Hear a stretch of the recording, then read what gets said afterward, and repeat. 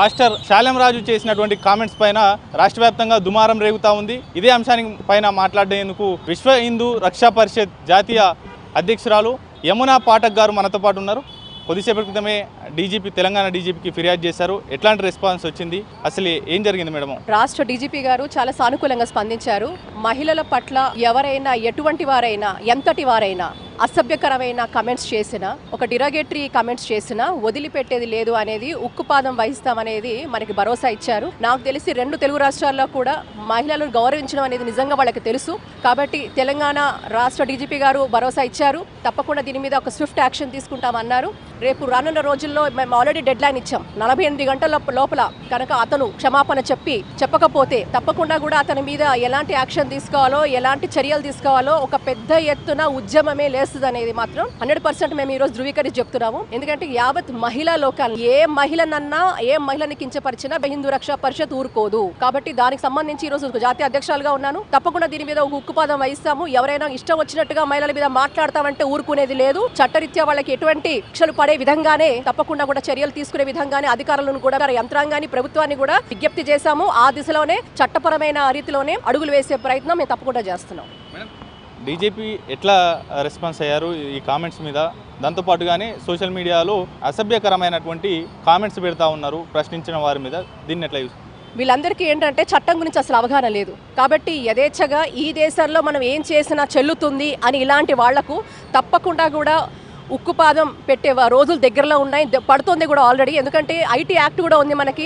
ఇప్పుడు cyber crime నేరాలు చాలా పెరిగిపోయాయి. డిరాగేటరీ కమెంట్స్ చేస్తూ మహిళ ఒక కేటగిరీ క్వశ్చన్ చేస్తే తప్పకుండా చట్టరీత్యా నేరం. It will attract all the penalty. కాబట్టి ఎవరైతే కూడా ఖబర్దార్, ఎవరైతే కూడా మహిళల విషయంలో ఈ విషయాల్లో తెలుసుకోకుండా మిడిమిడి జ్ఞానంతో ఎవరైతే ప్రవర్తిస్తున్నారో వాళ్ళందరినీ కూడా వాళ్ళ ఐపీ అడ్రస్లన్నీ బయటికి తీసి వాళ్ళందరినీ కూడా సైబర్ క్రైమ్ ఏదైతే ఉందో మనకి అక్కడ పోలీస్ శాఖ వారి సహకారంతో తప్పకుండా వాళ్ళని బయటకు తీసుకొచ్చి వాళ్ళకి చట్టరీతమైన ఎటువంటి పనిష్మెంట్ ఉండాలో అది తప్పకుండా పనిషబుల్ అఫెన్స్. అది ఇట్స్ పనిషబుల్ అఫెన్స్. సో తప్పు చేస్తున్న వాడికి ఎవరైతే సంఘీభావం తెలిపారో వాళ్ళు కూడా నేరస్తులుగానే పరిగణలోకి వస్తారు. కాబట్టి వీళ్ళందరూ కూడా జాగ్రత్తగా ఉండాలి, అప్రమత్తంగా ఉండాలి. మీరు ఎవరినైనా సమర్థిస్తున్నారో వాడు ఎట్లాంటి వ్యక్తి, వాడి భావజాలం ఏంటి అని తెలుసుకోకుండా అజ్ఞానంతో ప్రవర్తించే వాళ్ళందరికీ కూడా పనిష్మెంట్ తప్పకుండా ఉంటుందని ఈ రోజు రాజకీయ మాధ్యమంగా చెప్తా ఉన్నాను.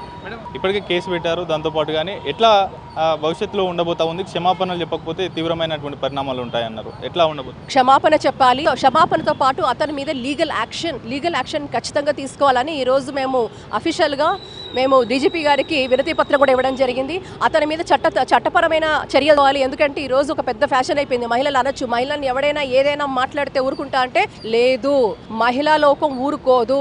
కాబట్టి 2 తెలుగు రాష్ట్రాలకు సంబంధించి కూడా ఈ రోజు రాజ్ న్యూస్ మాధ్యమంగా అక్కడున్న అధికార యంత్రాంగాన్ని, ప్రభుత్వాలని కూడా మేము విజ్ఞప్తి చేస్తున్నాము. ఈ విషయం చాలా సీరియస్ గా తీసుకోండి.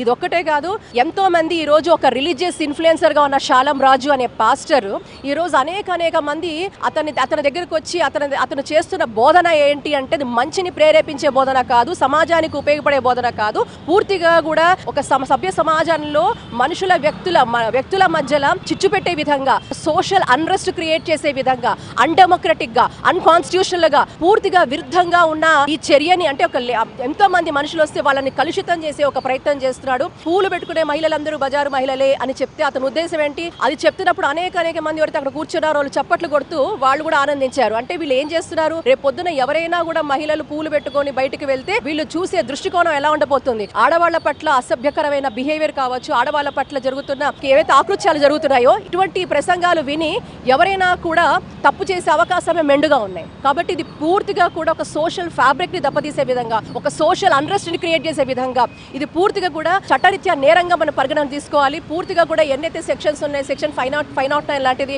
ఒక ఉమెన్ మోడెస్టీని క్వశ్చన్ చేస్తూ, ఒక ఉమెన్ ని డిరాగేటరీతో మాట్లాడుతూ చాలా అసభ్యకరమైన ఒక ప్రేలాపన వీళ్ళు చేస్తూ ఉంటే దీన్ని తప్పకుండా ఖండించాలి. అది కూడా ఒక సభలు పెట్టి, ఒక రిలీజియస్ సభ పెట్టి అందులో అతను బోధిస్తుంది ఏమిటి అంటే పూర్తిగా కూడా సమాజాన్ని కలుషితం చేసే విధంగా, మనుషులని వాళ్ళని ఒక యాంటీ సోషల్ ఎలిమెంట్స్ గా ఈ వ్యక్తి పాస్టర్ పాలం రాజు అనే వ్యక్తి ఒక మనుషులందరినీ కూడా ఒక యాంటీ సోషల్ ఎలిమెంట్స్ గా తయారు చేస్తున్నాడు. తప్పకుండా కూడా ఇలాంటి వాళ్ళ మీద ఉక్కుపాదం నిజంగా కూడా విధించాలి. వాళ్ళందరూ కూడా శిక్షార్హులే. ఇది ప్రధానంగా యమునా పాఠక్ గారు చెప్తున్నటువంటి మాట. ఎట్టి పరిస్థితుల్లో అతని పైన చర్యలు తీసుకోకుండా ఉండడానికి రాష్ట్ర వ్యాప్తంగా అదేవిధంగా ఉభయ రాష్ట్రాల్లో కూడా ఉధృతంగా పోరాటం చేశాం. భవిష్యత్తులో తీవ్ర పరిణామాలు ఉంటాయి. 48 గంటల్లో గనక క్షమాపణలు చెప్పకపోతే గనక పెద్ద ఎత్తున ఉద్యమిస్తాం అనేది కూడా చెప్తున్నటువంటి పరిస్థితి అయితే కనిపిస్తూ ఉంది. కెమెరా పర్సన్ భరత్తో రాజు, రాజ్ న్యూస్, హైదరాబాద్.